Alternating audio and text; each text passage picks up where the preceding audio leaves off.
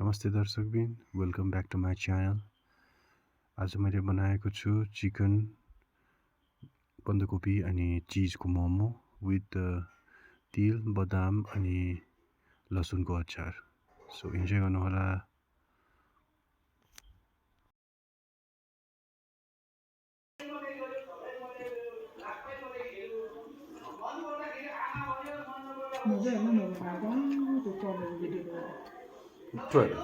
नाही माझं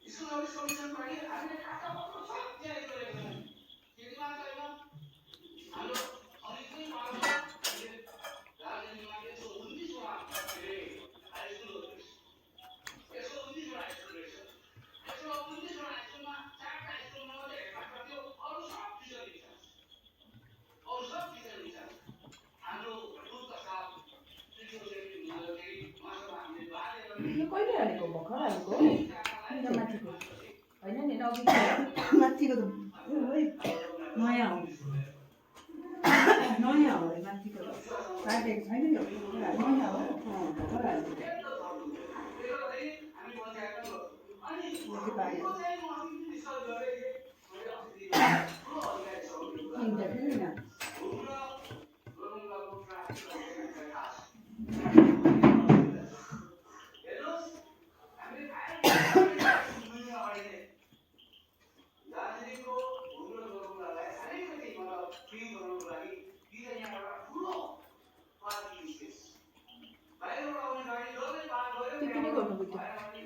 किन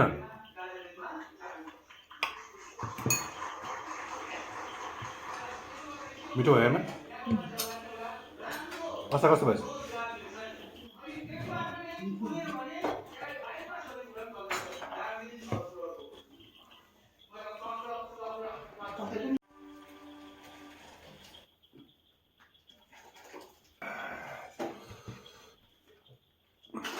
सेकेन्ड राउन्ड राष्ट्रपति चुनाव का बजट चुनाव में कांटे की टक्कर। यही वजह है कि राष्ट्रपति चुनाव को लेकर राजनीतिक दल नीचे बदलते हुए सबकी नजरें बिहार, बंगाल और महाराष्ट्र जैसे राज्यों पर टिकी हुई, जहां वोटों के गणित को लेकर एनडीए और यूपीए में घमासान रचना है। विपक्ष जहां साझा उम्मीदवार तलाश रहा है, तो वहीं सत्ता पक्ष अपना चुनावी गणित पर जुटा।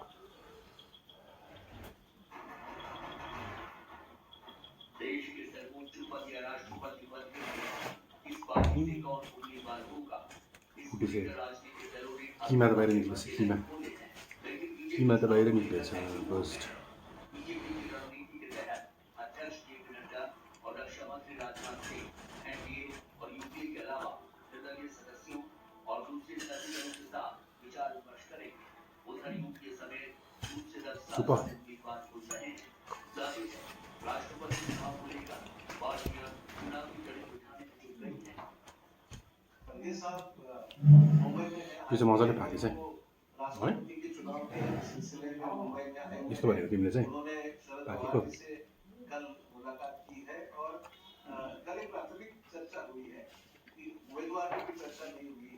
सभी जो समविचारी लाइक माइंडेड पार्टीज है उनको साथ में लेकर इसका फैसला करने के बारे में चर्चा हुई।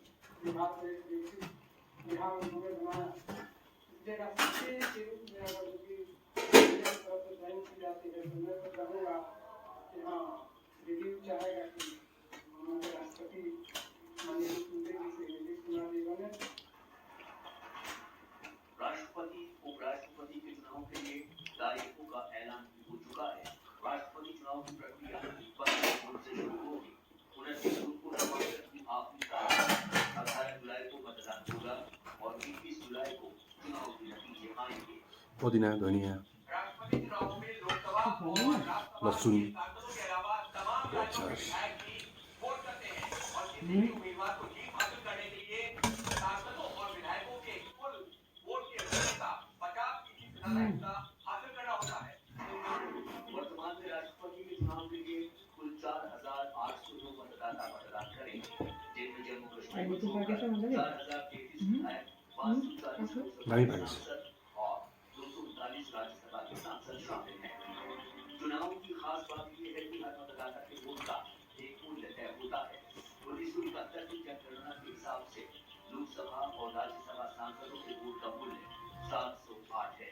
वहीं विधायकों के वोटों का मूल्य अलग अलग होता है, जो राज्य की जनसंख्या के आधार पर तय किया जाता है। सबसे अधिक जनसंख्या वाले राज्य उत्तर प्रदेश में हवस् दर्शकबिन आजको लागि यति नै। नेक्स्ट टाइम फेरि अझ मिठो खाना लिएर आउनेछु, त्यतिसम्मको लागि बाई।